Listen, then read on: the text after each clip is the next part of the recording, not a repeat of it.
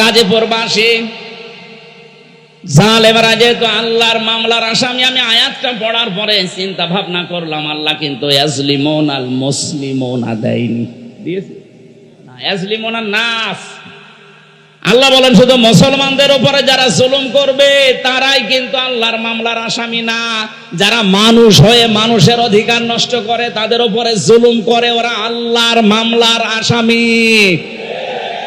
আজকেও দেখলাম ভারতে সংখ্যালঘু নির্যাতন চলছে, এমনকি আমাদের কলিজার সবচাইতে দামি জায়গা যেটা মসজিদ, সেইটা ভেঙে দিচ্ছে। সারা পৃথিবীর 57টা মুসলিম রাষ্ট্রকে আমরা আহ্বান জানাচ্ছি, সবাই ঐক্যবদ্ধ হন। 200 কোটি মুসলমান এই পৃথিবীতে আছে, হিন্দু মাত্র 120 কোটি। খ্রিস্টানদেরকেও বলবো, আপনাদের মেয়েকেও ইন্ডিয়ার বুকে ওরা ন্যাংটা করে উলঙ্গ করে হাঁটিয়েছে। কথা বলে না কেন? এই মুশরিক আর ইহুদি যারা, এরা তামাম দুনিয়ার মানবতার শত্রু, এরা মানুষ না। তামাম দুনিয়াতে এতদিন জানিয়েছে যে বাংলাদেশে সংখ্যালঘু নির্যাতন হয়, অথচ তাদের দেশে আর সংখ্যালঘু মুসলমানের অনিরাপদ। তাদের ইবাদত খানাগুলো ভেঙ্গে বলছে এখানে মন্দির ছিল। নাউজুবিল্লাহি মিন যালিক। আমরা ঢাকার স্বামীবাগের ইসকন মন্দিরকে যদি এখন দাবি তুলি যে 500 বছর আগে এটা মসজিদ ছিল, নেন ঠেলা, ভেঙে দেবো। এখন আজ পর্যন্ত বাংলাদেশে কোন মন্দির ভেঙে মসজিদ বানিয়েছে ইতিহাস আছে? বলেন কোন কারণে আল্লাহর ঘরে হাত দিচ্ছেন? একবার আপনার দাদারা কাবা শরীফে হাত দিয়ে একেবারে কাসফি মাকুল হয়ে গেছে। আমার তো মনে হচ্ছে ভারতেও আল্লাহর ঘর মসজিদ গুলো যেভাবে ভাঙা হচ্ছে, আল্লাহ না জানে আবার আবাবিল পাঠিয়ে দেয় কিনা।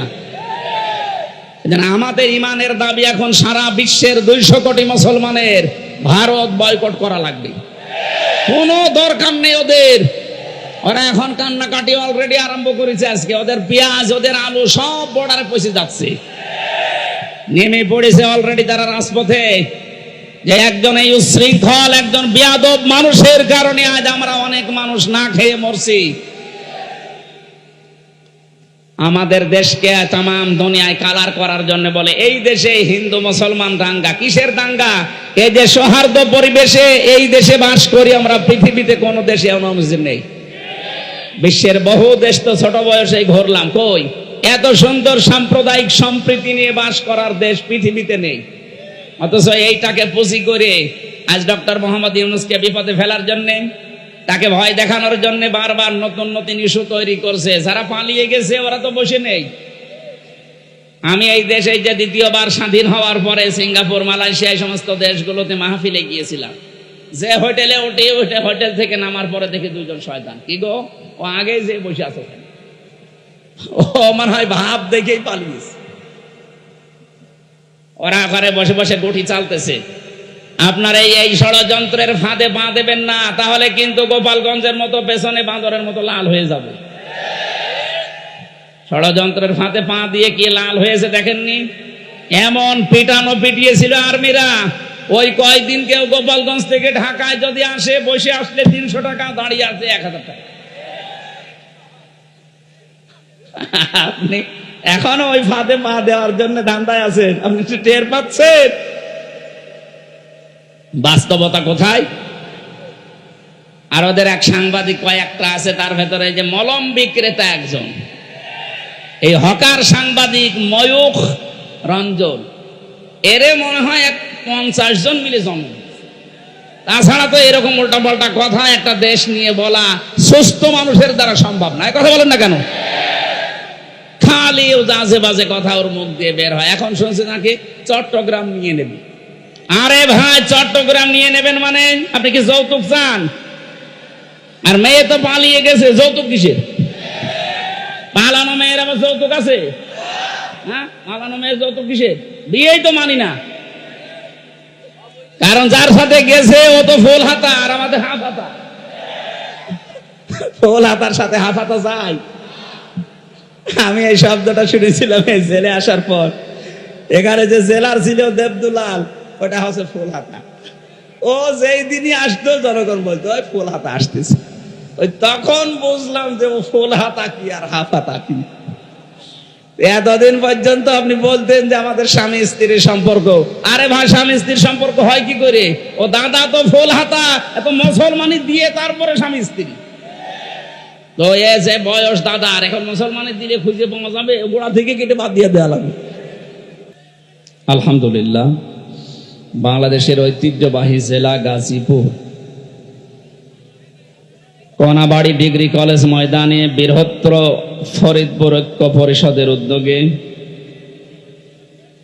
মহাবিশ্বের মহাবিস্ময়, আমাদের মালিক, আমাদের মনিব, মহান রব্বুল ইজ্জাতুল জালালের মুখের পবিত্র বাণী কোরআনে কারীম তাফসীরুল কোরআন মাহফিলের স্বনামধন্য সভাপতি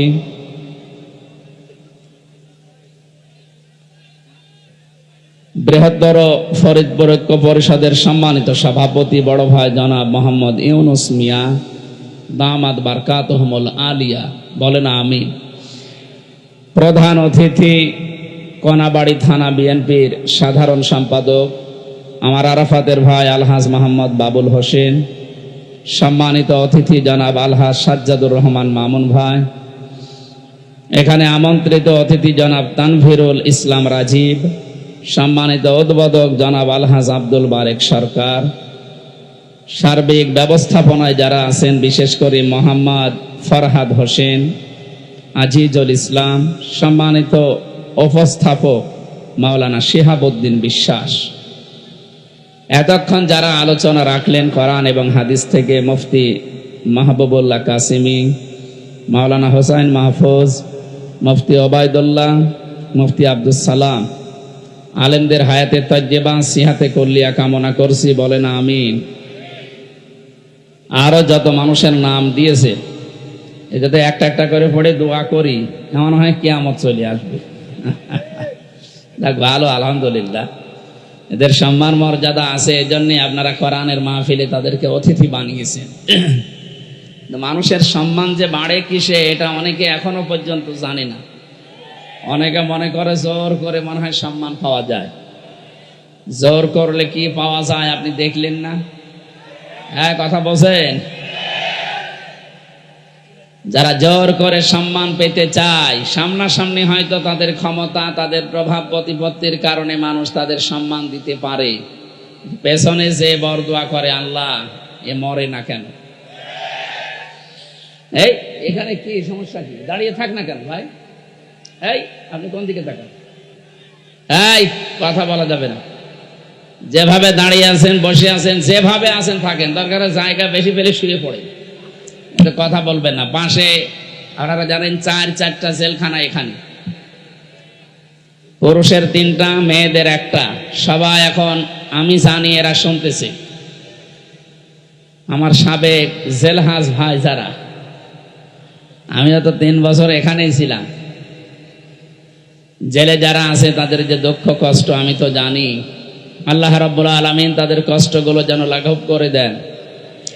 জুলুমের কারণে যারা জেল খাটতেছে তাদের যেন কষ্ট আরো বাড়িয়ে দেন। কারণ জালেম যারা, তারা আল্লাহর মামলার আসামি, তাদের জন্য আমি দোয়া করে করব কি? কিন্তু মাজলুম যারা বিনা কারণে জেলের ভেতরে এখনো বন্দি আছে, আমার শ্রদ্ধাভাজন ব্যক্তিত্ব আছে এখানে, জনাব এটিএম আজহারুল ইসলাম, আতালাল্লাহু উমরাহু ওয়া বারাকাল্লাহু ফি হায়াতি, সকলে বলেন আমিন। এই মাজলুম মানুষটা সহ যত মানুষ এই 4 জেলখানা এবং গাজীপুরের জেলা কারাগারে যত মানুষ আছে, আল্লাহ তাদেরকে যেন সুস্থ রাখেন। নিরপরাধ মানুষদেরকে যেন আল্লাহ মুক্ত বাতাসে আবার বের করে দেন। যারা এসেছে আগে শুকরিয়া আদায় করেন তো আলহামদুলিল্লাহ। এই বাম পাশ থেকে কথা আসতেছে কিন্তু ভাই, কোরআনে কারিম শোনার কিছু আদব আছে। এটা তো আর মমতাজের কনসার্ট না, যদিও উনি এখন ধরা পড়েছে। ফাস্তামিউ লাহু আনসিতু, আল্লাহ বলে শুধু শুনলে হবে না, সামিয়া না দিয়ে ফাস্তামিউ দিয়েছে। বাবা ইফতেআল থেকে এই শব্দটা আসলে বাংলা অর্থ দাঁড়ায় আপনি শুধু শুনবেন না, মনোযোগ সহকারে শোনা লাগবে।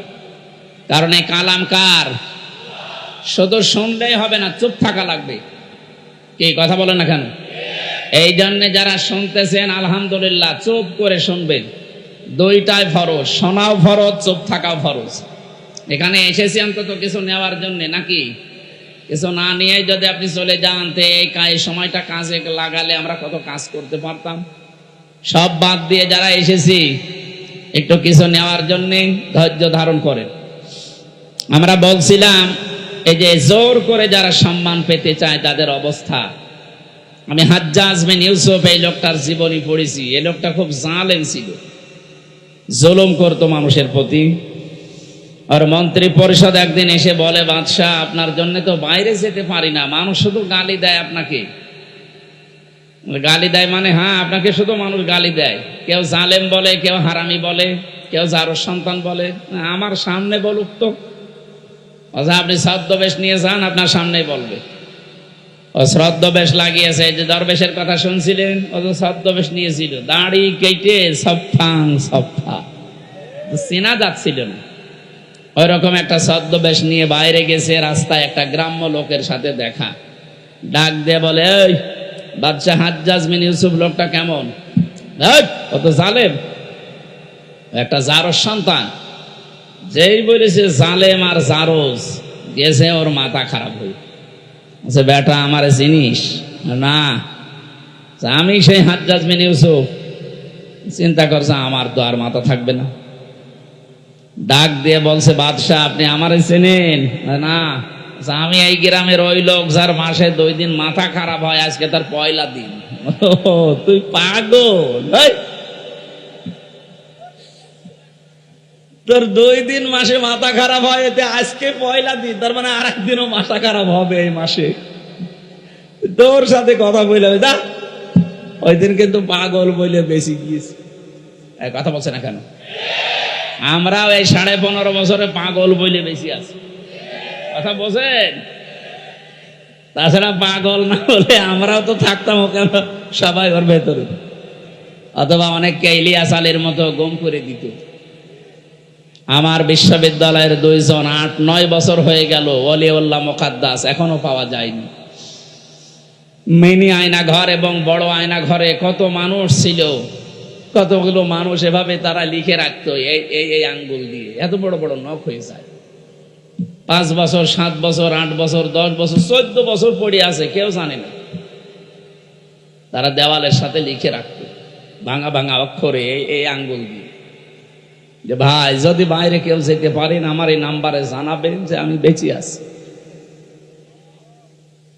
এখনো পর্যন্ত দেখি অনেকে জালেমের সাফাই গায়। আপনি মানুষ?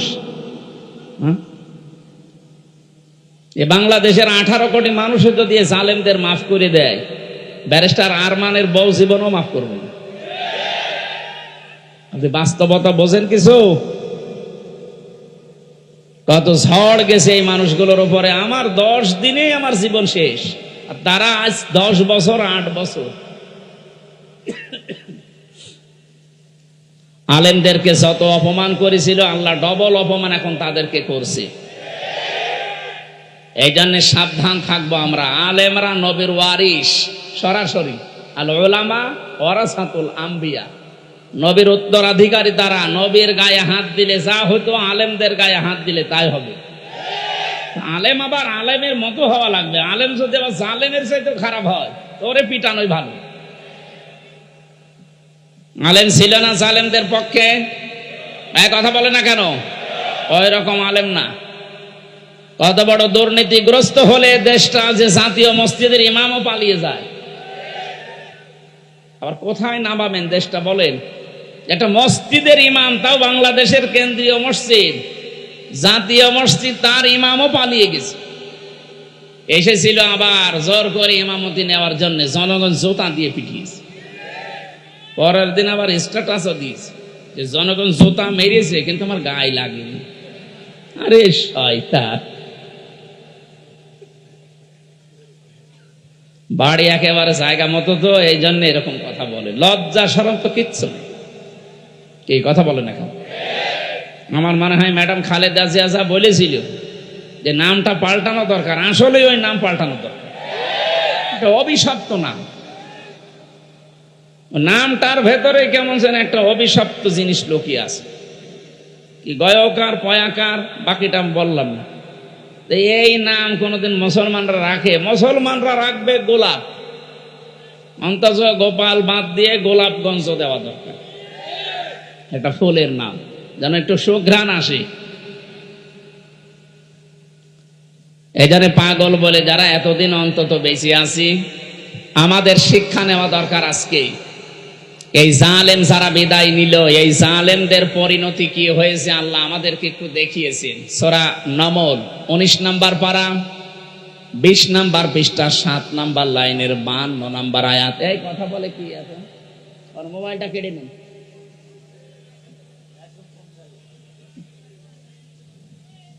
খুব জরুরি হলে পেছন থেকে কেটে পড়বেন, কথা বলা যাবে না ভাই। আমি বললাম না 2টা শর্ত মানা লাগবে, তারপরে এখানে রহমত নাজিল হবে। একটা শুনতে তো হবে, শুধু সামিয়া দিলেই তো শুনতে পারতাম। আল্লাহ বলেন না ফাস্তামিউ, একেবারে অ্যাক্টিভ হয়ে শোনা লাগবে, মনোযোগ সহকারে। কারণ এখন এটা ইবাদত চলছে, যতক্ষণ বসে থাকবেন আর যাই হোক গুনাহ হচ্ছে না। এই কথা বলে না কেন? আর গুনাহ যদি না হয়, বিপরীত যেটা সওয়াব মাস্ট বি হবে। এক একটা অক্ষর শুনবেন 10টা করে নেকি পেয়ে যাবেন। সুবহানাল্লাহ বলতে পারেন না? আল্লাহ রাব্বুল আলামিন বলেন ফাতিলকা বুয়ুতুহুম খাবিয়াতাম বিমা যালামু। এখানে যারা আলেম বসে আছেন, আল্লাহ হযরত লূত আলাইহিস সালামের কাহিনীটা নবীকে জানিয়েছেন, আমাদেরকে শোনাচ্ছেন কেন? আল্লাহ যেন তার আঙ্গুল দিয়ে ভাবে দেখাচ্ছেন।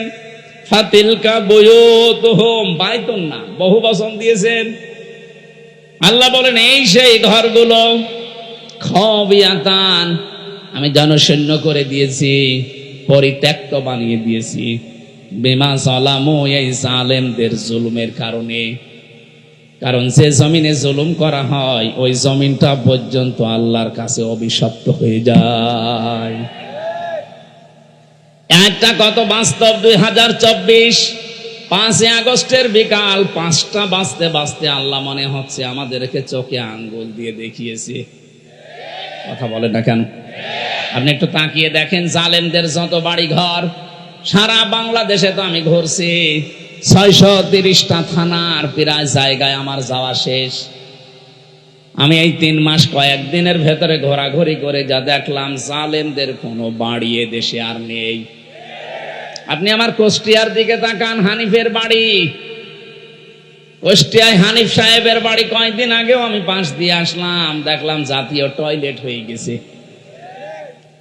একবারে 4-5 জন করে যাচ্ছে, কেউ এদিকে কেউ এদিকে কেউ এদিকে কেউ এদিকে, মনে হচ্ছে জামাতবদ্ধ টয়লেট চলছে। আল্লাহ কেন এমন করে দিলেন? আল্লাহ পাক বলেন ইন্না ফি যালিকা লাআয়াতাল লিকাওমিন ইয়ালামুন। আলেম ভাইরা বলেন তো, এখানে লামে তাকিদ দিয়ে আল্লাহ কি বুঝিয়েছেন? যত তাফসীর আমি মিলিয়েছি, এই লাম তাকিদের সাথে আধুনিক তাফসীরের মুফাসসির একরাম বলতে চাচ্ছেন, আল্লাহ যেন আপনাদেরকেও দেখাচ্ছেন পৃথিবীর মানুষেরা সাবধান, এর ভেতরে কিন্তু শিক্ষা আছে যদি জ্ঞানী হয়ে থাকো। কি শিক্ষা আমরা নিতে পারি? এই 15.5 বছরে ওদের এত গভীরে শিকড় ছিল জালেমদের। আপনি তাকান, একেবারে দারওয়ান থেকে শুরু করে সংসদ পর্যন্ত সব জায়গায় ওদের লোক সেট করা ছিল, এমনকি কারাগারেও। কথা বলেন না, এ কারাগারে আলেমদের কষ্ট দেওয়ার জন্য আলাদা কিছু মানুষ ওদের সেট করা ছিল। সুব্রত বালা, দেবদুলাল, আমি নিজে পেয়েছি এদের আচরণগুলো। এ মানুষগুলো এমনি সাধারণ মানুষের সাথে যা করে, আমার আর মামুনুল হক আলেম যারা ছিলাম তাদের সাথে আচরণ আলাদা করে।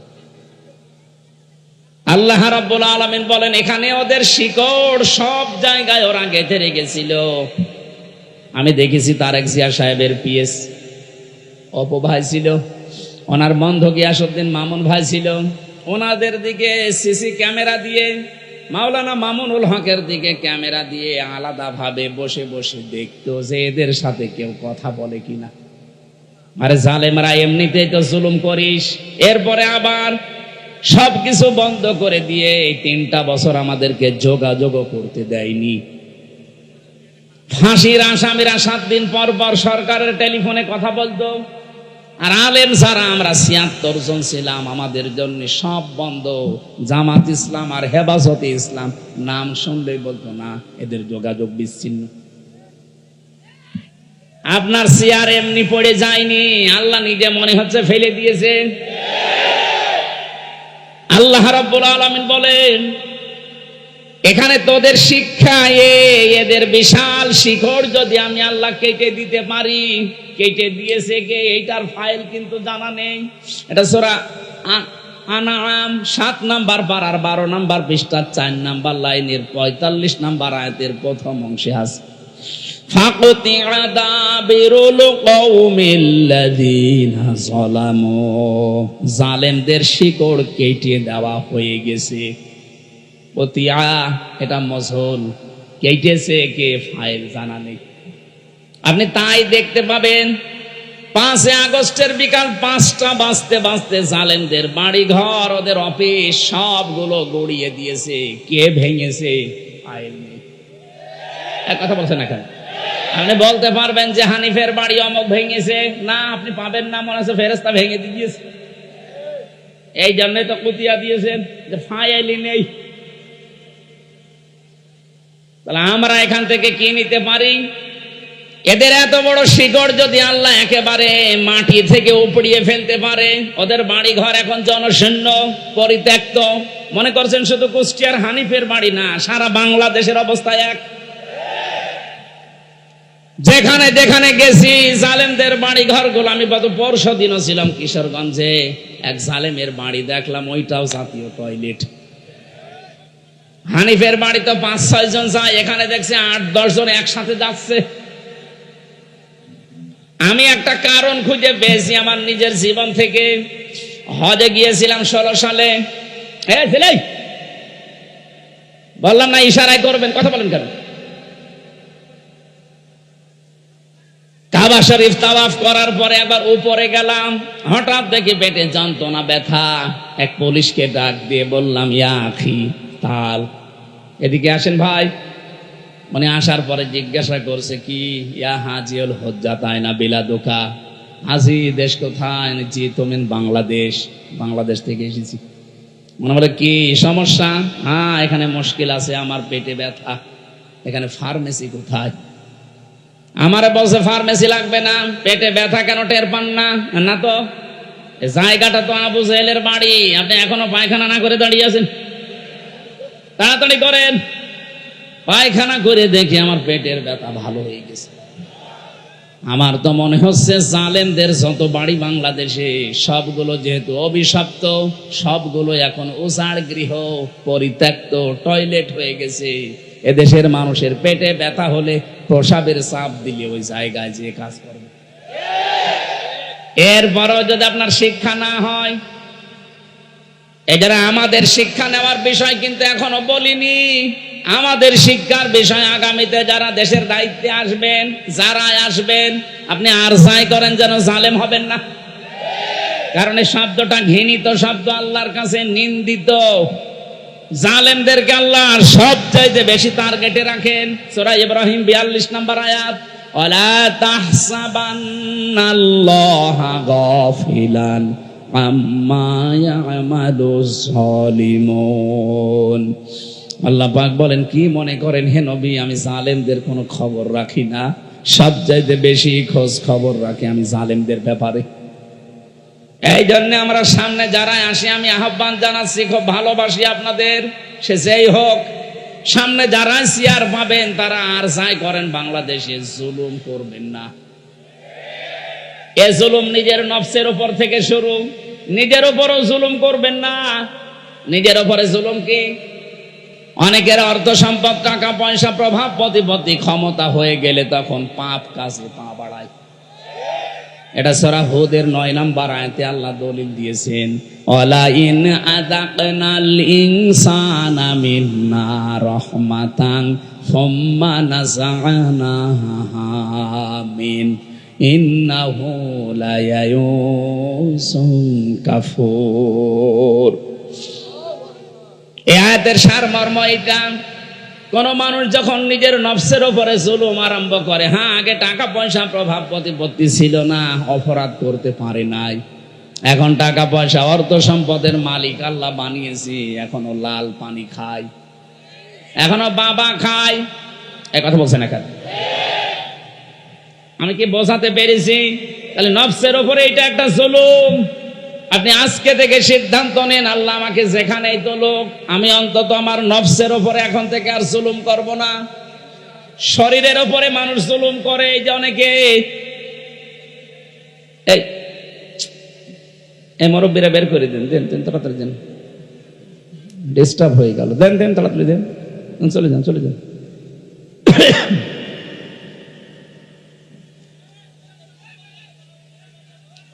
নিজের শরীরের সাথে যারা জুলুম করি আমরা, ভারতের এই পিনআপ করা পত্রিকাগুলো যখন আসতো, আকাশ সংস্কৃতির নামে ওলট পালট সিনেমা, থিয়েটার, নভেল, নাটক, এগুলো দেখে নিজেকে কন্ট্রোল করতে না পেরে অনেকে হস্তমৈথুন করে নিজের যৌবন নষ্ট করে ফেলে। না এ গাজীপুরে নেই? আছে মানে এই যে হারবালের পোস্টার, তার প্রমাণ। ইন্ডিয়া হারবাল, কলকাতা হারবাল, ও ছাতা দিয়ে কি হবে? আপনি তো আগেই মেশিন শেষ করে ফেলেছেন। ও বলছে ঠিক, তার মানে ও মনে হয় শেষ না। এটা আপনি শরীরটা শেষ করলেন। আপনি কি জানেন ৭০ ফোঁটা রক্ত দিয়ে ১ ফোঁটা বীর্য তৈরি হয়? আপনি কোন কারণে এগুলো দেখবেন আর করবেন? আজকে থেকে তাওবা করে ফিরে আসা লাগবে। এই মোবাইলে এমন দৃশ্য রাখা যাবে না যেটা নিজে দেখলে আনন্দ পান, অন্য দেখলে লজ্জা পান। এরকম দৃশ্য নেই। যাদের মোবাইলে আছে এই মুহূর্তে ডিলিট করা লাগবে। করেন, তাড়াতাড়ি করেন। এখন যদি আপনি মোবাইল বন্ধ হয়ে যায়, ডিলিট করতে পারছেন না, বাড়িতে যেটা নিজে দেখলে আনন্দ পান, অন্য কেউ দেখলেই লজ্জা পান, এমন দৃশ্য থাকলেই ডিলিট করবেন। কারা কারা হাত তুলেন? ওরে আল্লাহ রে, হাত মান। মুরব্বী মানুষ 2 হাত তুলেছে। কে আছে আপনার মোবাইলে? নাউজুবিল্লাহ মিন যালিক। যুবক মানুষ হাত তুলে তো মানা যায়, আপনি আমার দাদার বয়সী, আর আপনি 1 হাত না তুলে 2 হাত তুলেছে, মনে হচ্ছে ওর মোবাইলে সব মমতাজ ভরা। না, এসব রাখা যাবে না ভাই।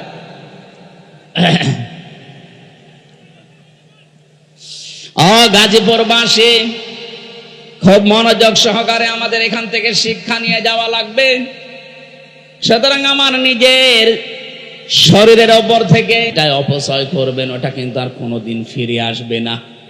খুব গুরুত্বপূর্ণ জিনিস আল্লাহ শরীরের ভেতরে দিয়ে রেখেছেন। যত খাবার খান, এই খাবারগুলো নির্যাস থেকে পিত্ত রস তৈরি হয়। বিজ্ঞান এখন প্রমাণ করছে শরীরের পেটের ভেতরে যতক্ষণ খাবার থাকবে পিত্ত রস পড়তেই থাকবে। খাবার না থাকলে রস পড়া বন্ধ হয়ে যাবে।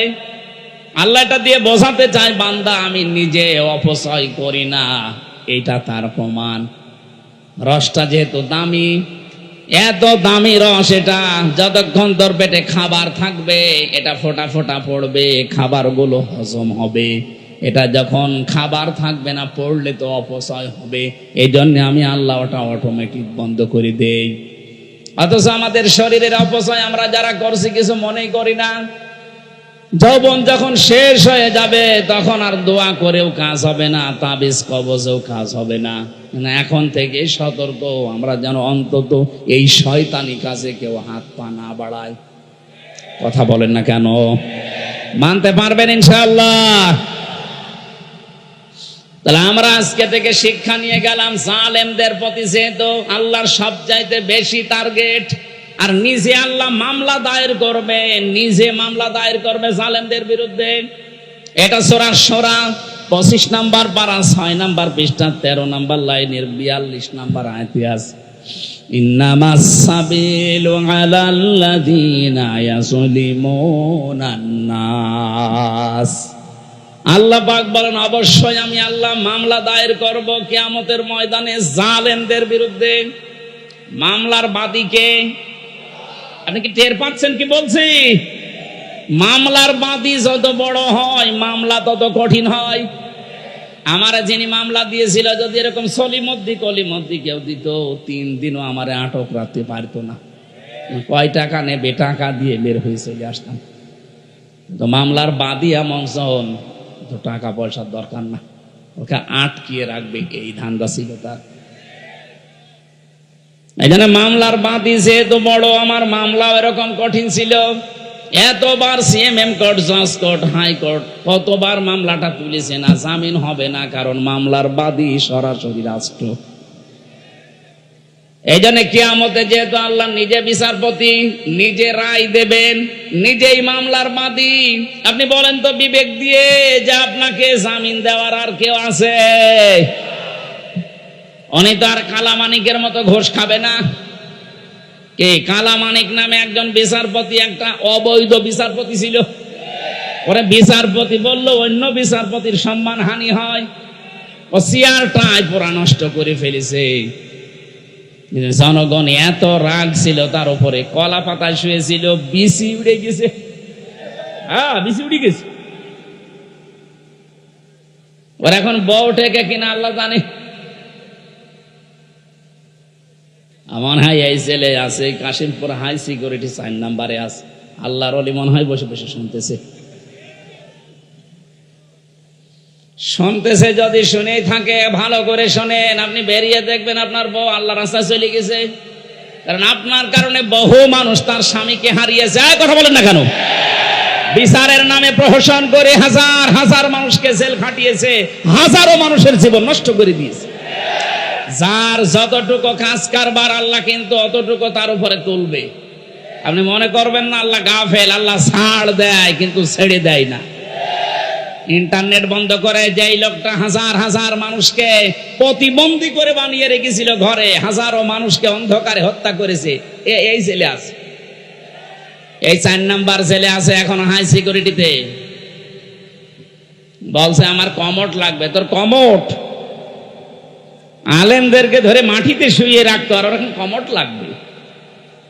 আমি মন্ত্রী ছিলাম, আমি এমপি ছিলাম। কিসের মন্ত্রী? 2008 থেকে 24 সাল পর্যন্ত যারা নির্বাচনের নামে প্রহসন করে এমপি মন্ত্রী হয়েছেন, এগুলো এমপি মন্ত্রী বলা জায়েজ নেই। যত টাকা ভাতা নিয়েছেন এই কয় বছরে সব ফেরত দেওয়া লাগবে। কিসের মন্ত্রী আপনি? এতটুকু এখন থেকে বলা যায় সাবেক চোর। সাবেক চোর, সাবেক ডাকাত, এটা বলবেন, অসুবিধা নেই। কারণ এরা ভোট ডাকাত, এরা ভোট চোর। এই কথা বলেন না কেন?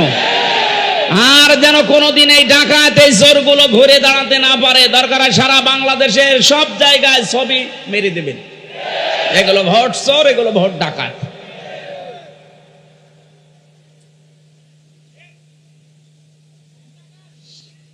গাজীপুরবাসী জালেমরা যেহেতু আল্লাহর মামলার আসামি, আমি আয়াতটা পড়ার পরে চিন্তা ভাবনা করলাম, আল্লাহ কিন্তু ইয়াজলিমুন আল মুসলিমুনা দেয়নি, দিয়েছে না, ইয়াজলিমুন নাস।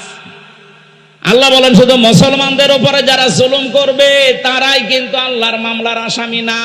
যারা মানুষ হয়ে মানুষের অধিকার নষ্ট করে, তাদের উপরে জুলুম করে, ওরা আল্লাহর মামলার আসামি।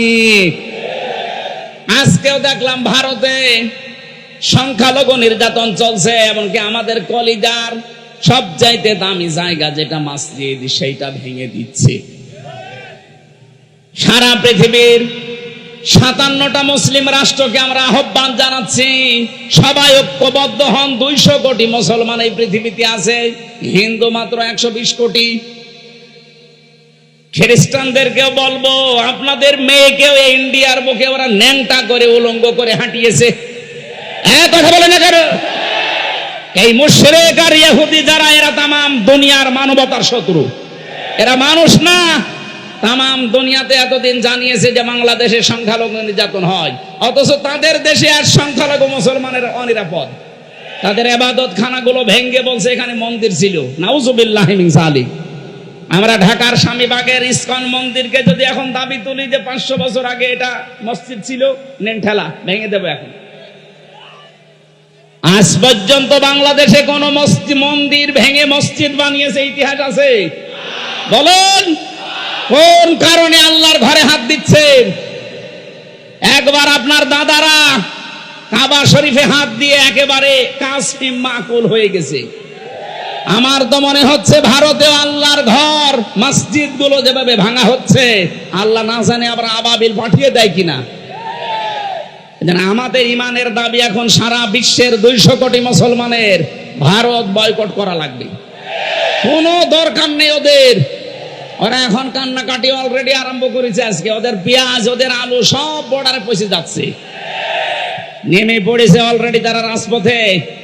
যে একজন এই উশৃঙ্খল, একজন বেয়াদব মানুষের কারণে আজ আমরা অনেক মানুষ না খেয়ে মরছি।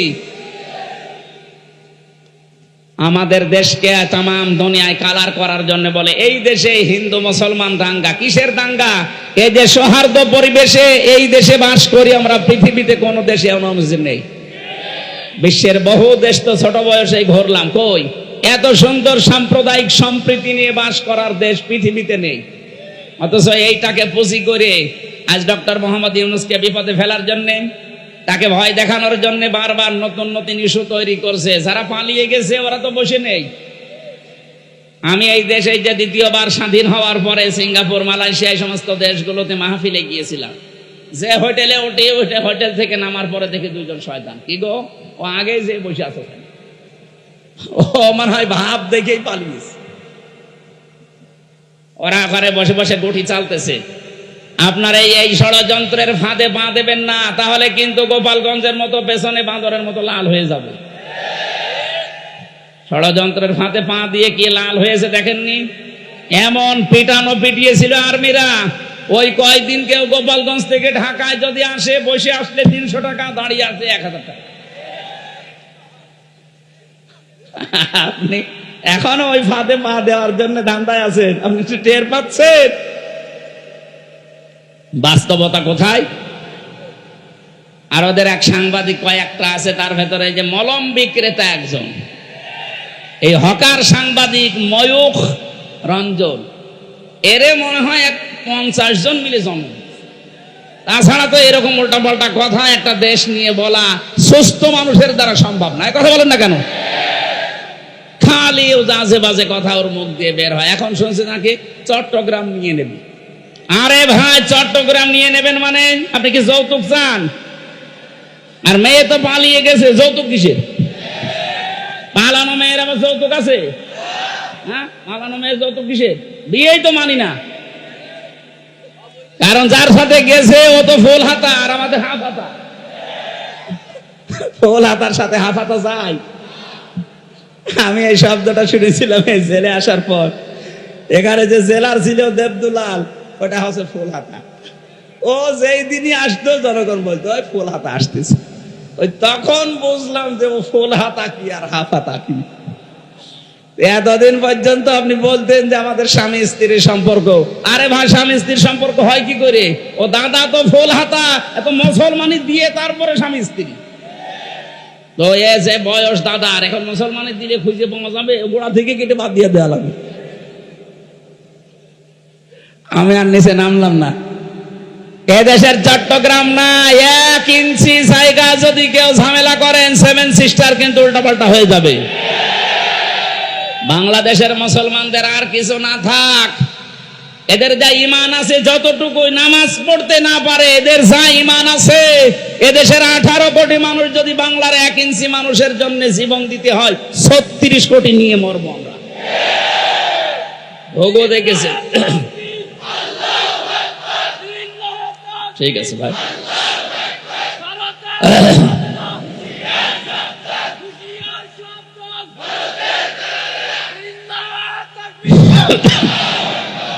ঘোগো দেখেছেন আপনারা, ঘোগোর ফাঁদ দেখেননি। 57টা মুসলিম রাষ্ট্র কিন্তু সব এখন এক হয়ে যাচ্ছে। আপনারা এই দুর্বিসন্ধির কারণে, ষড়যন্ত্রের কারণে শেষে বিপদে পড়বেন। আমরা আপনাদেরকেও ভালোবাসি। ভারত আমাদের শত্রু না, কারণ সেখানে আমাদের মুসলমান ভাইরা আছে। কিছু উগ্র আছে, এদের কারণে দেশটা ধ্বংস হয়ে যাচ্ছে। আপনারাও সোচ্চার হবেন, আগামীতে কোনো উগ্র যেন চেয়ারে বসতে না পারে।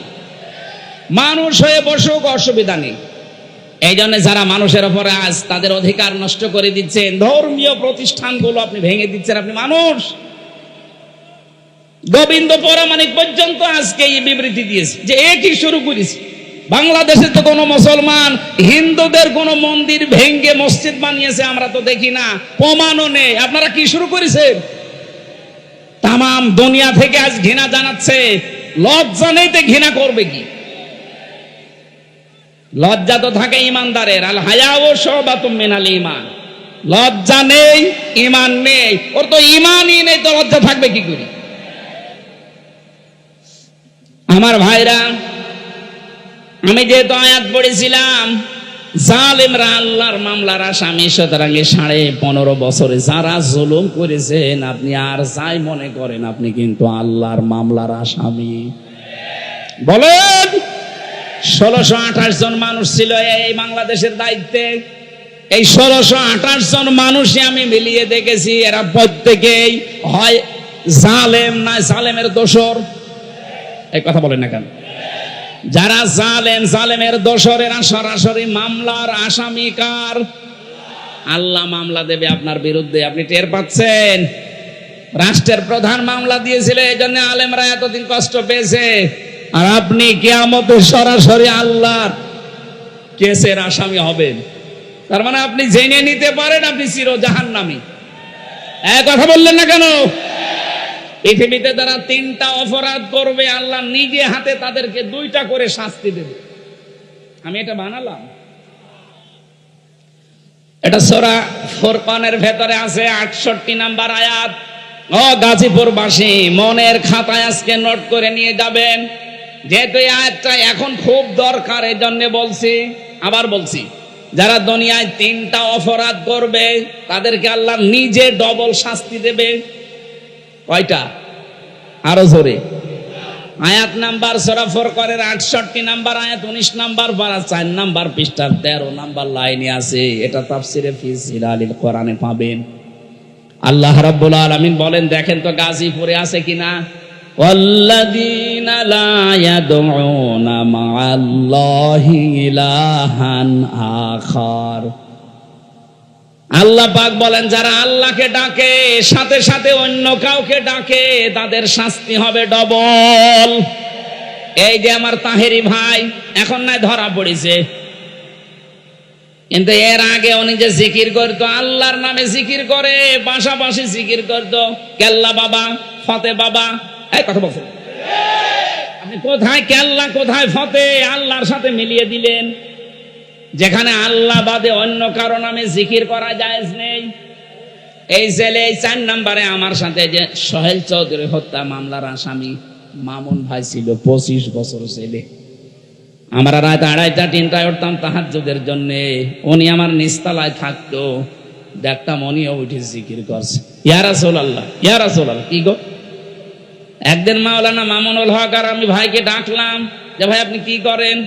আমরা নামাজে দাঁড়িয়ে 1.5 পারা 2 পারা পড়ি, আমাদের ডিস্টার্ব হয়। আপনি কিসের জিকির করেন? বলছে রাসূলের ইশকে। রাসূলের ইশকে আপনি তাই বলি ইয়া রাসূলুল্লাহ, ইয়া রাসূলুল্লাহ জিকির করবেন? ইয়া রাসূলুল্লাহ কোনো জিকির নেই, জিকির হবে আল্লাহর নামে। আর রাসূলের নামে আপনি পড়তে পারেন দরুদ। এই কথা বলছেন না কেন? তাও তো ইয়া রাসূলুল্লাহ না, সাল্লাল্লাহু আলাইহি ওয়াসাল্লাম আপনি এতটুকু পড়েন। আপনি কিসের জিকির বানিয়েছেন? হয়তো ওনাকে কেউ শিখিয়ে দিয়েছিল তাহেরের মতো, এই কারণে এরকম করুন। পরবর্তীতে এই যে কিছুদিন আগে বের হয়ে গেছে, এখন সংশোধন হয়ে গেছে। আমরা চাই আমার এটা যেহেতু রেকর্ড হচ্ছে তাম বাংলাদেশে যাবে, আর এটা ব্রাহ্মণবাড়িয়া, কুমিল্লা, এই 2 জেলায় বেশি চলে। কারণ যত গরম সুন্নি, ঠান্ডা সুন্নি, মিঠা সুন্নি, শয়তান সুন্নি সব ওখানে। ওদেরকে সুন্নি নাম দিয়েছে কে? ওরা হচ্ছে আহলে বেদাত, আহলে সুন্নাত না। আহলে সুন্নাত ওরা হলে আমরা কি বলেন? ওরা যদি আহলে সুন্নাত হয় তো আমরা কি?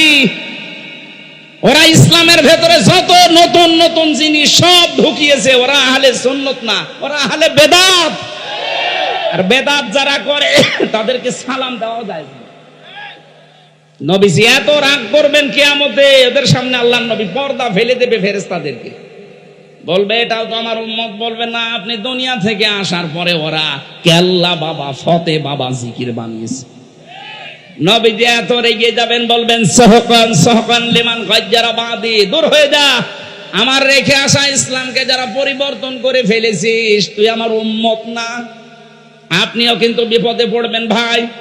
ওই শয়তানদের খপ্পরে পড়ে যদি ওদের মতো জিকির আরম্ভ করেন, মা আল্লাহ আছে না, মা আল্লাহি ইলাহান আখর, আল্লাহর সাথে যারা অন্য কাউকে ডাকে তাদের শাস্তি হবে। এই যে ডবল শাস্তি, আপনার বিশ্বাস হচ্ছে না? এর পরের আয়াতে আছে 69 নম্বর আয়াত, ইউদাআফ লাহুল আযাবু ইয়াউমাল কিয়ামাহ। আল্লাহ পাক বলেন ওদের শাস্তি হবে ডবল কিয়ামতে। ওয়া ইয়াখলুদ ফীহি মুহানা, চিরস্থায়ী ভাবে অপমানজনক অবস্থায় জাহান্নামে প্রবেশ করবে। বলেন নাউজুবিল্লাহ। আমি বলেছিলাম 3টা পাপ, শাস্তি কয়টা? তার 1 নম্বরে আল্লাহর সাথে অন্য কাউকে ডাকা। আরো জোরে বলেন। 2 নম্বরটা এবার মিলবে, ওয়ালা ইয়াকতুলুনান নাফসাল্লাতী হারামাল্লাহু ইল্লা বিল হক। দুনিয়ায় যারা অন্যায় ভাবে মানুষ হত্যা করে, 2024 সালের 5 আগস্ট পর্যন্ত 2732 জন মানুষ আপনি মেরেছেন। হয় আপনি নির্দেশে মেরেছেন, না আপনার যে কোনো কায়দায় আপনি তাদেরকে বিদায় করেছেন। এই গণহত্যার সাথে আপনি অবশ্যই জড়িত। যারা ছিল এই মানুষগুলোর কিয়ামতের শাস্তি ডবল হবে। এরা যদি মাপ পেতে চায়, আবু সাইদ মুগ্ধ, রায়হান, ফয়সাল সহ, ইয়ামিন সহ, যে গাড়ি থেকে, পুলিশের গাড়ি থেকে যারা ফেলে দিচ্ছিল, ওটার নাম ইয়ামিন। ওর বাবার সাথে আমার দেখা হয়েছিল। বলেন তো কিভাবে আপনি এখনো জিন্দা ছিল ফেলে দেওয়ার পরে? ওই সময় যদি হাসপাতালে বেঁচে যেত, মনে হচ্ছে কুকুরের বাচ্চা ফেলে দিচ্ছে। এই মানুষগুলোকে যারা হত্যা করলেন, ডাইরেক্ট ইনডাইরেক্ট, যার নির্দেশে করেছেন, যে হুকুমদাতা 2006 সালের 28 অক্টোবর যার নির্দেশে লগি বৈঠা নিয়ে জসিমকে মারার পরে লাশের ওপরে ড্যান্স দিয়েছিলেন। এই কথা বলছেন এখন? আপনি মনে করেন যে আপনি মানুষ আছেন? আর না, আপনি আর মানুষ নেই। আমি 7 সালে একবার সিরাজগঞ্জ থেকে যাচ্ছিলাম, বাসে যেতাম, তখন ড্রাইভারের পেছনে বসে আছি। ড্রাইভার একেবারে রাস্তার মাঝখানে দেখলাম একটা কুকুর পড়ি মরি আছে। মাঝখান দিয়ে না দিয়ে বাম দিয়ে চালিয়ে দিল, গাড়ি ঝাঁকি দিয়েছে। ড্রাইভারকে বললাম আপনি এমন করলেন, গাড়ি তো উল্টিয়েছে। তো ড্রাইভার আমারে বলছে, দেখেন না একটা কুকুর পড়ি মরি আছে, আমি মরা জিনিসের উপরে ডবল করে চাকা চালাবো, আমার বিবেক নেই। ওনারে বললাম, ভাই তো মরা কুকুর মরে গেছে, মারলে কি আর না মারলে কি? ড্রাইভার আমার দিকে ঘুরে বলছে, হুজুর আপনি কি আসলেই হুজুর নাকি ভয় ধরেছে? কিসের হুজুর আপনি? আপনি দেখেন যে একটা মরা জিনিস পড়ে আছে, আমি ডবল করে চালিয়ে দেব। ও হোক কুকুর, ও তো একটা প্রাণী, আল্লাহর সৃষ্টি।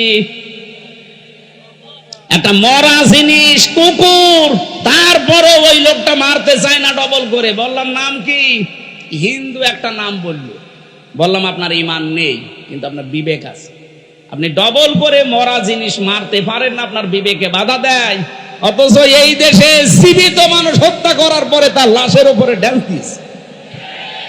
এগুলোকে মানুষ বলবেন কোন কারণে? আপনি এগুলো মানুষ না। মানুষ হত্যার সাথে যারা জড়িত, এই রাজনীতি যারা আরম্ভ করেছেন, আপনার কিয়ামতের শাস্তি আল্লাহ নিজে ডবল করে দিবে। আল্লাহর শাস্তির ধরন দেখেছেন? সূরা নেসার 93 নম্বর আয়াত। অনেকে মনে করে যা করেছি করেছি, একবার আস্তাগফিরুল্লাহ পড়ে নিব হয়ে যাবে। আরে ভাই, আস্তাগফিরুল্লাহ আপনার জন্য না। অমাইয়াকতুল মুমিনা মুতাআম্মিদান ফাজাযাউহু জাহান্নাম। যে ব্যক্তি একটা মুমিনকে বিনা কারণে হত্যা করবে ইচ্ছাকৃত ভাবে, আমার তো মনে হচ্ছে 8 সাল থেকে শুরু করে এই 24 সাল পর্যন্ত যত মানুষকে আপনি মেরেছেন সব ইচ্ছা করি। বিডিআর এর 57 জন অফিসার, এখানে আমার সাথে প্রায় 900 জন বিডিআর ছিল। আমার তো মনে হয় 900 জনের ভেতরে প্রায় সব নিরপরাধ। ওদের মাথায় কোরআন শরীফ তুলে দিয়ে যদি বলেন সত্য কথা বলেন, ওরা সত্য কথা বলবে। এখনো পর্যন্ত মুরব্বিগুলো আছে ওখানে, রাতের বেলা তাহাজ্জুদ পড়তে উঠলে দেখতাম আওয়াজ দিত, ওদের এই দীর্ঘ শ্বাস আমার মনে হয় আরো সে যে ধাক্কা খেয়েছে। মাজলুমের এই দীর্ঘ শ্বাস দুনিয়ায় থাকে না, এটা আরো সে চলে যায়। কত মানুষের বরদোয়া লেগে আছে আপনার এই অবৈধ চেয়ারের সাথে, আপনি জানেন। এই জন্য মানুষ যারা হত্যা করলেন, এই যে সরকারি জরিপেটা 2732 জন মানুষের সাথে আপনি জড়িত, এদেরকে ডাইরেক্ট হোক ইনডাইরেক্ট হোক মেরে ফেললেন, অথচ এদের পক্ষে কোনো দলিল আপনার কাছে নেই। আদালত থেকে এদের মেরে ফেলার নির্দেশ এসেছিল, আপনার অবৈধ চেয়ার টিকিয়ে রাখতে আপনি মেরে ফেললেন। এই গণহত্যার সাথে যারা জড়িত, তারা যে ধিকৃত, তারা যে নিন্দিত, তারা যে ঘৃণিত, পৃথিবীর ইতিহাসের দিকে তাকান, হিটলার, চেঙ্গিস খান, এই কথা বলছেন না কেন? তারা যদি নিন্দিত ঘৃণিত হয়ে থাকতে পারে গণহত্যার সাথে জড়িত হওয়ার কারণে, বাংলাদেশে যিনি গণহত্যা চালিয়েছে তাকে আল্লাহ নিন্দিত ঘৃণিত এগুলো বানিয়ে দেবে। কালের আবর্তনে তার নামগুলো দেখবেন মানুষ গালি হিসাবে ব্যবহার করবে। এখন যদি কাউকে বলেন যে অ্যাসিড, অ্যাসিডের বাচ্চা, ও যেমন রেগে যায়, 50 বছর যেতে দেন, ওই নামকে যদি আপনি গালি হিসাবে ব্যবহার করেন, ওই অমকের বাচ্চা, ওই এমনি রেগে যায়। বলেন তো এখানে যদি কোনো হিন্দু কেউ বলেন ভাই ছেলে হয়েছে 50,000 টাকা আপনাকে দেব, আপনি হিটলার রাখেন, ও বলবো কি নাম নাকি? হিটলার, ইয়াজিদ, কত সুন্দর নাম, অথচ ইয়াজিদ নামটাও রাখতে রাজি না। এই নামই যদি আল্লাহ গালি বানিয়ে দেয়, তা আপনার নাম যাই হোক, এই নাম আর নাম থাকবে না। কালের আবর্তনে দেখবেন এই নামটাও আল্লাহ গালি বানিয়ে দিয়েছে। আমার মনে হয় কাউকে রাগাতে হলেই বলা লাগবে তুই তুই তুই, কথা বলছে না কেন? এমনি রেগে যাবে।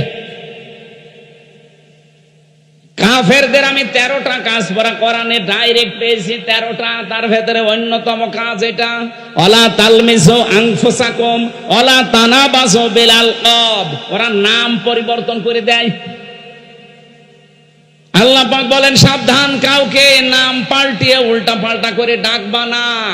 অথচ এই 15.5 বছরের নাম পাল্টানোর হিড়িক চলছিল। এক কথা বলেন,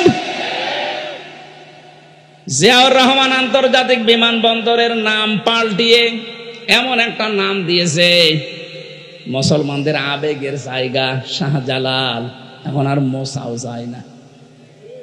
শয়তান জাতে মাতাল হলো, তাহলে ঠিক ছিল। এদেশে তাকান আপনি, আলেমদের নামও পাল্টিয়ে দিয়েছে। আল্লামা শাহ আহমেদ শফি রহমতুল্লাহ আলাইহি, তার নামও জালেমরা পাল্টিয়ে দিয়েছে তেতুল হুজুর। শহীদ আল্লামা দেলাওয়ার হোসাইন সাইদি রহমতুল্লাহ আলাইহি, তার নামও পাল্টিয়ে দিয়েছে দেল্লো শিকদার। এক কথা বলছে না? শহীদ আব্দুল কাদের মোল্লা, তার নামও পাল্টিয়ে দিয়েছে কসাই কাদের। আপনি তাকান, আমার নামও পাল্টিয়ে দিয়েছে পিসকে হুজুর। আমি পিসকে, রফিকুল ইসলাম মাদানি, ওরে যদি পিসকে বলে তাও তো মেনে নেওয়া যায়। এই যে আমার এই পর্যন্ত আমার সাথে 2 মাস ছিল, আমারে আপনি পিসকে বলেন কোন কারণে? আমার বয়স ঠিক আছে, আমার 33 বছর এখন, আমারই 3টা পিসকে আছে, আর আমারে আপনি পিসকে হুজুর বানিয়ে দিয়েছেন। গাজীপুর বাসী যারা মানুষ হত্যার সাথে জড়িত, তাদের 1 নাম্বার শাস্তি কোরআন বলছে ওরা জাহান্নামে যাবে, ডাইরেক্ট ফতোয়া। আমাই ইয়াকতুল মুমিনা মুতাআম্মিদান ফাজাযাউহু জাহান্নাম, প্রথম পুরস্কার জাহান্নাম। 2 নম্বরে খালিদান ফিহা, চিরস্থায়ী থাকা লাগবে, কোন বাবার দোয়ায় বের হতে পারবেন না। 3 নম্বরে ওয়াগাদিবাল্লাহু আলাইহি, আল্লাহ রেগে থাকবে তার উপরে। 4 নম্বরে ওয়ালাআনাহু, তার উপর আল্লাহ লানত দেবেন। 5 নম্বরে ওয়াআদ্দালাহু আযাবান আযীমা, আল্লাহ পাক বলেন তার জন্য প্রস্তুত রেখে দিলাম আমি যন্ত্রণাদায়ক আযাব। বলেন নাউযুবিল্লাহ। আফসোস হয় জালেমদের প্রতি আমার, বিশেষ করে মানুষ হত্যার সাথে যারা জড়িত, আপনার দুনিয়াও শেষ, আখিরাতও শেষ। কি করলেন? একজন জালেমকে ক্ষমতায় টিকিয়ে রাখতে নিজের সব নষ্ট করে ফেললেন আপনি। এরকম পাগলামে যেন সামনে আর কেউ না করেন, কথা বলেন ঠিক কিনা? আমরা কোরআনে কারীম থেকে সূরা মুমিনুন থেকে একটা দুইটা মাত্র আয়াত পড়েছি। তাফসীরুল কোরআন মাহফিল লিখেছেন, আমরা তাফসীর আকারে কথা বলি নাকি চলে যাবেন আপনারা? আল্লাহ রাব্বুল আলামিন মানুষের একটা দুর্বল জায়গায় আঘাত দিয়েছেন। কাউকে যদি আপনি নিজের আয়ত্তে রাখতে চান, তার ওই গোপন জায়গায় আপনি আঘাত দেবেন, ওই এমনি নরম হয়ে যাবে। আল্লাহ আমাদেরকে লাগাম টেনে ধরেছেন আমাদের দুর্বল জায়গায় আঘাত দিয়ে। ওয়ালাকাদ খলাকনাল ইনসানা মিন সুলালাতিন মিন তিন। অবশ্যই আমি আল্লাহ মানুষকে বানিয়েছি মাটির নির্যাস থেকে। আমাদেরকে আল্লাহ মাটি দিয়ে বানাননি, বানিয়েছেন মাটির নির্যাস দিয়ে। একজনকেই তিনি মাটি দিয়ে বানিয়েছেন, তিনি আমাদের আদি পিতা হযরত আদম আলাইহিস সালাম। সূরা রহমানের ভেতরে আছে মিন সালসালিন কাল ফাখর, শুকনা ঠনঠনে মাটি দিয়ে আমি আদমকে বানিয়েছি। এদের তাফসিরে পড়লাম, এরা কি করে? আরে এত মানুষ এসেছেন, সমস্যা তো এই জায়গায়। কিছু মানুষ বাড়ি চলে যান। হ্যাঁ, এত মানুষ হলে ঝামেলা না বলতো। কিছু মানুষ বাড়ি চলে যান, আবার কালকে পান নেই, আবার আগামী বছর আসবেন আপনারা। কিছু মানুষ এসে তারা দাঁড়িয়ে আছেন, জায়গা পাচ্ছেন না, বাড়ি চলে যান। যান, আপনাদের ছুটি দিয়ে দিলাম। আমার ভাইরা একটু ভালো করে দাঁড়িয়ে আছেন, দাঁড়িয়ে থাকেন, একটু শুনতে দেন মানুষকে। দেখেন তো কত মানুষ বসে আছে। এ ভাই কম ব্যস্ত, এ বাবুল ভাই, এরপরও 1-1.5 ঘন্টা বসে আছে, আর আপনারা কি শুরু করেছেন? কত মানুষ বিভিন্ন জায়গায় শুনতেছে জানেন আপনি? আপনি যদি বারবার ডিস্টার্ব করেন, আমি তো ভুলে যাব। 4 জন ফেরেশতাকে আল্লাহ পাঠিয়েছিলেন মাটি নেওয়ার জন্য, আদম বানাবে। 3 জনই ফেরত গেছে, পারে না। শেষ পর্যন্ত আজরাইল এসে 1 খামসা মাটি নিয়ে গেছে। তাফসীরে মুনিরের ভেতরে পেয়েছি, হযরতে আজরাইলের 1 খামসা মাটির ভেতরে ছিল 40 মণ মাটি। আল্লাহ রাব্বুল আলামিন ফেরেশতাদেরকে আদেশ দিলেন, এর বডি বানাও। 60 হাত লম্বা, 36 হাত মোটা। ওই 40 মণ মাটি দিয়ে আদম আলাইহিস সালামকে ফেরেশতারা বানিয়েছে। খামির তৈরি করে করে বানিয়েছে মাটি দিয়ে। রব্বুল আলামিন বলেন, বডি যখন তৈরি করা শেষ, তখন আমি আল্লাহ নিজের এই কুদরতি হাত দিয়ে আদমের এই মুখমণ্ডলটা বানাতে সুন্দর। এই জন্য মানুষের এই চেহারাটা এত সুন্দর করে আমি আল্লাহ এখানে লেপন দিয়েছি, এত সুন্দর করে সাজিয়েছি। পৃথিবীর কোন সৃষ্টিকে এত সুন্দর করে আমি বানাইনি। আপনি মানুষের চেহারার দিকে তাকিয়ে দেখেছেন কত সুন্দর? সুন্দরী মানুষকে দেখে অনেকে ক্ষুধা পর্যন্ত মিটে যায়। আমাদের নবী মুহাম্মদুর রাসূলুল্লাহ, হযরত ইউসুফ নবী আলাইহিস সালাম, তাদের চেহারা দেখে মানুষ না খেয়ে থাকতে পারত। হাত কেটে ফেলেছে, টের পায়নি চেহারা দেখে। সুবহানাল্লাহ বলতে পারেন? ওই জামানার মিশরের মেয়েরা বলেছিল, হাযা মালাকুন কারীম, এটা মানুষ না, এটা সম্মানিত ফেরেশতা। পৃথিবীতে মেয়েদেরকে আল্লাহ এত সুন্দর সুন্দর করে বানিয়েছেন। আমাদের আদি মাতা হযরত আদম আলাইহিস সালামের স্ত্রী, আমাদের মা যিনি হযরতে হাওয়া আলাইহিস সালাম, পৃথিবীর বিশ্ব সুন্দরীর তালিকায় তার নাম। তাফসিরে কাবীরের ভেতরে দেখবেন এত সুন্দর বর্ণনা আছে। হযরতে হাওয়াকে আল্লাহ এত সুন্দর করে বানিয়েছিলেন। আজকের দুনিয়ার বিশ্ব সুন্দরীকে দেখে মানুষ মাথা পাগল হয়ে যায়। হাওয়া আলাইহিস সালাম তাদের তুলনায় 100 ভাগ সুন্দর ছিল। কথা বলে না কেন? মেয়েদের রূপ সৌন্দর্য যদি প্রদর্শন করা এটা বিষয় হতো, যে দেখানোর জিনিস, তাহলে হাওয়া আলাইহিস সালাম মানুষকে দেখিয়ে বেড়াতো। অথচ আজ অনেকে লাইন খোলে, নিজের বউ যদি সুন্দরী হয় ও দিশায় পায় না, করবে কি? আর আলকাতরা মাখায়, ওলট পালট জিনিস মাখিয়ে মোটরসাইকেলে করে নিয়ে মানুষকে দেখায় যে জিনিস আমার আছে। তো জিনিস আছে, আমি করবো কি? কথা বলেন এখন। সম্মানিত মা বোন যারা এসেছেন, আপনার সৌন্দর্য, আপনার সাজগোজ, আবার বলেন, আপনার সৌন্দর্য, আপনার সাজগোজ, এটা শুধু আপনার স্বামীর জন্যে।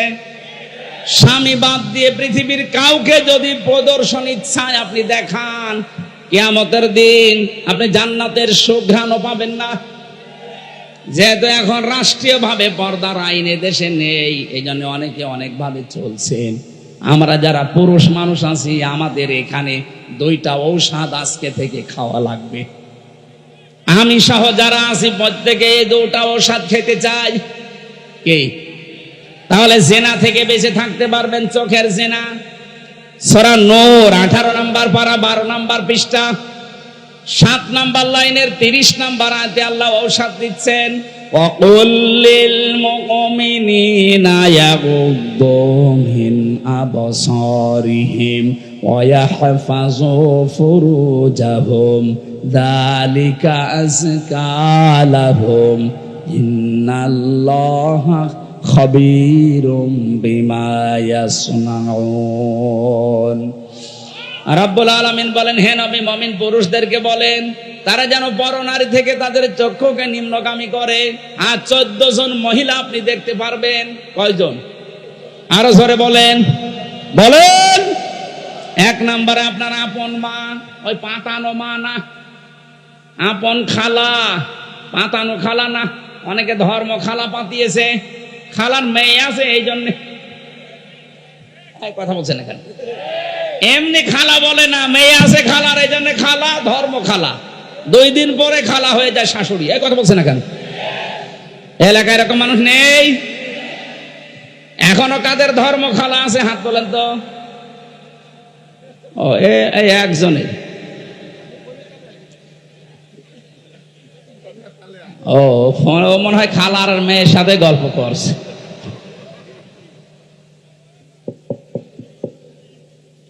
তাহলে মা আছে, খালা আছে, ফুফু আছে, নিজের আপন মেয়ে আছে, ভাইয়ের মেয়ে আছে, বোনের মেয়ে আছে, নিজের পুত্রবধূ আছে। এরকম 14 জন মহিলা বাদ দিয়ে পৃথিবীর কোন মহিলা যদি সামনে পড়ে, যদি সত্যি জেনা থেকে বাঁচতে চান, সঙ্গে সঙ্গে আল্লাহর ঔষধ, নিজের চোখ নিম্নগামী করা লাগবে। হ্যাঁ, দেখতে যত সুন্দর হোক, যাই হোক, তাড়াতাড়ি চোখ নামিয়ে ফেলবেন। এটা যদি সর্বোচ্চ 15 দিন করতে পারেন, আপনি একটা অনির্বচন সুখ পাবেন। আপনি বোঝেন অনির্বচন কি? এই যে পাখি যখন নিজের ডানা এভাবে বিছিয়ে দেওয়ার পরে ফল করে দেয়, ডাউন করে ফল করার পরে দেখবেন ওর নিচে বাচ্চারা কিচির মিচির আওয়াজ দেয়। কেন দেয় বলেন তো? কারণ এই পরগুলো এত মোলায়েম, এত সফট, এত কোমল, এত নরম, একটার সাথে যখন আরেকটা লেগে যায়, আল্লাহ কোরআনে উদাহরণ দিয়েছেন, আখফিদ লাহুমা জানাহাদ-দুল্লি মিনার রাহমা। এই যে জানাহুন মানে ডানা, জানাহুন মানে কি? আল্লাহ ডানা পাখির কাছ থেকে ধার করে আমাদের লাগিয়ে দিচ্ছেন, যে দুনিয়ার বান্দা বান্দিরা, তোর মার বাবার জন্য তোর ডানাটা এভাবে বিছিয়ে ধর। শুধু বিছিয়ে ধরবে না, ফল করে দিবি। আখফিদ না মানে ডানা ডাউন করার পরে ফল করে দেওয়া। আল্লাহ হেলিকপ্টারের ডানা, প্লেনের ডানা, আমাদের নিজেরও ডানা আছে। ডানা না হাত, এই হাতের কথা নিলেন না এদন, কেন জানাহুম দিলেন? কারণ আমাদের হাতের ভেতরে নরম কিছু নেই, সবই শক্ত হাড়। কথা বলেন না কেন? আর পাখির ডানার ভেতরে এমন নরম সফট কোমল পর আছে, পালক আছে, একটার সাথে আর একটা যখন লাগে ওটা এত সুন্দর মোলায়েম হয়ে যায়। ওর নিচে বাচ্চারা যখন আশ্রয় নেয় কোনো শত্রু থেকে বাঁচার জন্য, ওরা মনে করে অন্তত আমাদের কেউ আর দেখতে পারছে না, তখন একটা কিচির মিচির আওয়াজ দেয়। বাংলায় এটাকে বলা হয় অনির্বচন সুখ। আপনি যদি 15 দিন আপনার চোখকে কন্ট্রোল করে রাখতে পারেন, ওই 14 জন মহিলা বাদ দিয়ে দুনিয়া যেই পড়ুক সামনে, চোখ নিম্ন, আপনি 15 দিন আমল করে দেখেন, আল্লাহর কসম আপনি একটা অনির্বচন সুখ পাবেন। 2 নম্বরে আপনার লজ্জা স্থানের হেফাজত করা লাগবে। নিজের জায়েজ স্ত্রী বাদ দিয়ে পৃথিবীর কোন নারীর সাথে অবৈধ কাজ করা যাবে না। শুধু যাবে না, যাবেই না, শেষে হসাইয়া ইল্লা আলা যাওয়াজিহিম আও মা মালাকাত আইমানুহুম ফাইন্নাহুম গায়রু মালুমিন। নিজের জায়েজ স্ত্রী বাদ দিয়ে আর ডান হাতের কামাই যেটা বাদি, এটার নিয়মটা আছে, কিন্তু এই নিয়ম সব জায়গায় প্রযোজ্য না। আমরা শুধু জায়েজ স্ত্রীটা ধরি, নিজের জায়েজ স্ত্রী বাদ দিয়ে পৃথিবীর কোন নারীর সাথে, মানে এই যে বিবাহের ক্ষেত্রে যেটা মানুষ করে, এ কাজ জীবনেও করা যাবে না, না করা যাবে না। সুতরাং লজ্জাস্থান আজকে থেকে হেফাজতের দায়িত্ব যদি আপনি দিতে পারেন যে আল্লাহ আমি গ্যারান্টি দিলাম আমি পারবো, আপনার লজ্জাস্থানের মুখের হেফাজত, আল্লাহর নবী বলেন তোকে আমি জান্নাতে পৌঁছিয়ে দেবো, আমি গ্যারান্টি দিলাম। আপনি শুধু এই দুইটা গর্তের মুখের আর লজ্জাস্থানের এই দুইটা গর্তের হেফাজতের দায়িত্ব নেবেন, আপনাকে আল্লাহর নবী জান্নাতে দিয়ে আসার দায়িত্ব নিচ্ছেন। সুবহানাল্লাহ বলতে পারেন? আমরা এই গ্যারান্টি দিতে পারবো না আজকে থেকে। জেনা থেকে বাঁচতে হলে এর চাইতে মহা ঔষধ আর নেই, আল্লাহর নিজের বানানো ঔষধ। এটা নারীর ক্ষেত্রে, পুরুষের ক্ষেত্রে। পুরুষেরটা প্রথম দিয়েছেন, নারীরটা 31 নম্বর আয়াতে আছে। সম্মানিত মা বোনেরা, পৃথিবীর সৌন্দর্যের কথা বলছিলাম, চেহারা। আল্লাহ যখন কাটিং চেহারা সুন্দর করে বানিয়ে রেখেছেন, 120 হাত লম্বা, 36 হাত মোটা পড়ে আছে। আল্লাহ বলেন সেজদা দাও। সবাই দিয়েছিল, শুধু একজন দেয়নি, শয়তান। কে? শয়তান অহংকার করেছিল, ও বলেছিল আনা খায়রুম মিনহু খলাকতানি মিন নার ওয়া খলাকতাহু মিন তিন। তুমি আমারে আগুন দিয়ে বানিয়েছো আর ওইটা বানিয়েছো মাটি দিয়ে।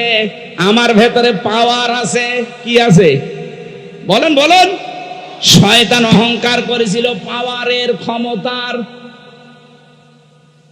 আজও পৃথিবীতে দেখেন যারা ক্ষমতার অহংকার করে, মনে করবেন তাদেরকে শয়তান দখল করে ফেলেছে। কারণ শয়তান অহংকার করেছিল। আবার বলেন তো কিসের? ক্ষমতার। বলেন, 15.5 বছরে যারা ক্ষমতার অহংকার করেছে, আপনি বিশ্বাস করতে পারেন এরা এক প্রকার শয়তান। কারণ কোন মানুষ ক্ষমতার অহংকার করতে পারে না, এটা অহংকার করে শয়তান। আল্লাহ সঙ্গে সঙ্গে তাকে 3টা জিনিস থেকে বঞ্চিত করে দিয়েছেন। আপনারা মনে হয় জড়া হয়ে গেছে না?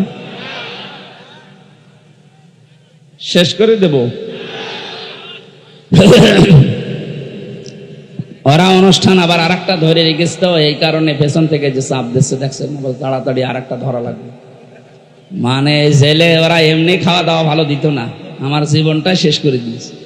আরে বাইরে এসে চাপের ওপরে চাপ, আমি আর পারছি না। এই এক দিন 2টা দিনের বেলা ছিল, সেই কোথায় মনে হয় ওটা কোন জেলা, গাজীপুর টোক ছিল, টোক কাপাসিয়া, সেখান থেকে যে আপনারা এখানে, এরপরে আবার আশুলিয়ায় আছে। আমার আজকে মনে হয় চালানো ঠিক হবে না, ওখানে সময় দেওয়া আছে। এখন 10:30 বাজে। আজকের মতো আমি মাপ চেয়ে নিলাম, শেষ করে দিচ্ছি। আগামীতে আশপাশে কোনো জায়গায় আসলে আরো তাড়াতাড়ি তুলবেন, এসার পরেই তুলে দেবেন। আল্লাহুম্মা আমিন। লা ইলাহা ইল্লা আনতা সুবহানাকা ইন্নী কুনতু মিনাজ জালিমিন। আল্লাহ যেভাবে আরম্ভ করেছিলাম, কয়েক ঘন্টা এখনো বললে তোমার বান্দা বান্দিরা চলে যেত না। কোরআনে কারীম শোনার জন্য যে মানুষগুলো এত পাগল, এই গাজীপুরের মানুষগুলোকে তুমি কোরআনের হেদায়েত নসিব করে দাও। সওয়াব যদি দিয়েই থাকো, বিশাল আয়োজনে তাকাও কত সুন্দর করে সাজিয়েছে, মনে হচ্ছে যে বাসর ঘর বানিয়েছে। কোরআনের জন্য যারা এত টাকা পয়সা খরচ করতে পারে, আল্লাহ এই মানুষগুলোর অর্থ সম্পদে বরকত দিয়ে দাও। এলাকায় মাটির নিচে যারা ঘুমিয়ে আছে, একটা গোরস্থান দরকার এদের, আল্লাহ একটা ব্যবস্থা করে দাও। রব্বুল আলামিন বৃহত্তর ফরিদপুর ঐক্য পরিষদ